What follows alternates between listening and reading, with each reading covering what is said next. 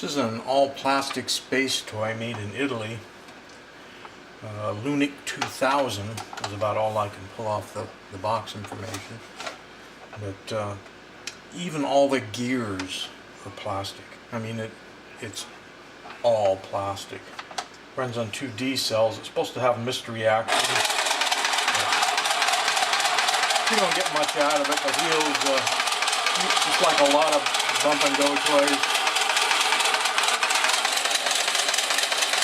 It's like a lot of bump and go toys. Rather than going forward, they like to just spin the drive around in a circle. Sometimes you can improve that by replacing the wheels with new grips, because these get kind of slippery. But I think that might devalue the toy if I fooled with it like that. What else? Let me say there's 2D cells. It doesn't seem to matter on the orientation as long as each one's opposite. This is the on-off switch. The most damage on the plastic gears were in the bump and go drive gears here. Bent teeth, there's a missing tooth, and well, there's 2 bent teeth and 1 missing tooth.